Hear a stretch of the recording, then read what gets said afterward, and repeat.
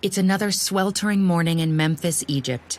As the sunlight brightens the Nile, Peseshet checks her supplies: honey, garlic, cumin, acacia leaves, cedar oil.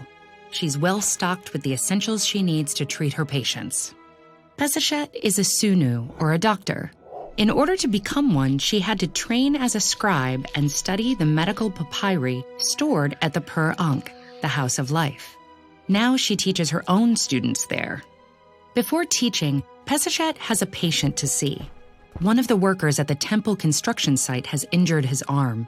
When Peseshet arrives, the laborer's arm is clearly broken. And worse, the fracture is a sed with multiple bone fragments. Peseshet binds and immobilizes the injury. Her next stop is the House of Life. On her way, a woman intercepts Peseshet in the street. The woman's son has been stung by a scorpion. Peseshet has seen many similar stings and knows exactly what to do. She must say an incantation to cast the poison out. She begins to recite the spell, invoking Serket, patron of physicians and goddess of venomous creatures. Peseshet recites the spell as if she is Serket. This commanding approach has the greatest chance at success.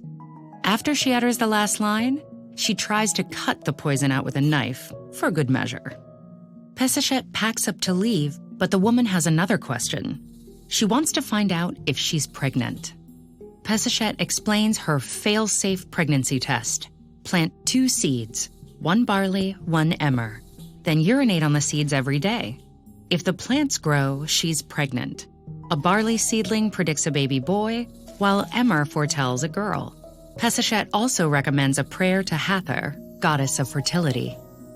When Peseshet finally arrives at the House of Life, she runs into the doctor-priest Assesi. She greets Assesi politely, but she thinks priests are very full of themselves. She doesn't envy Assesi's role as Nero Pehut, which directly translates to herdsman of the anus to the royal family, or guardian of the royal anus.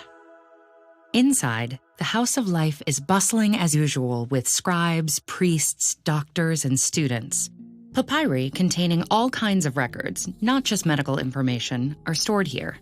Peseshet's son, Akhet is hard at work copying documents as part of his training to become a scribe. He's a particularly promising student, but he was admitted to study because Peseshet is a scribe, as was her father before her. Without family in the profession, it's very difficult for boys and impossible for girls to pursue this education.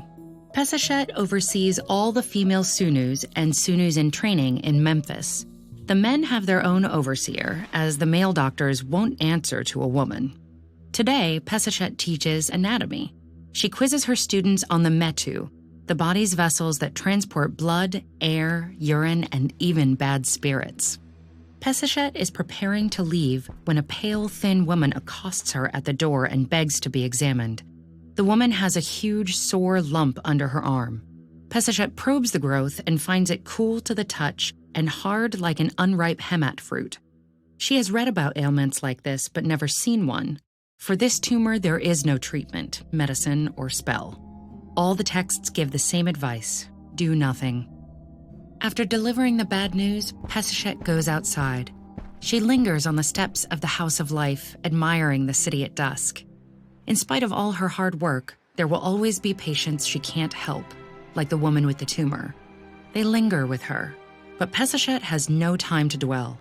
In a few short weeks, the Nile's annual flooding will begin, bringing life to the soil for the next year's harvest and a whole new crop of patients.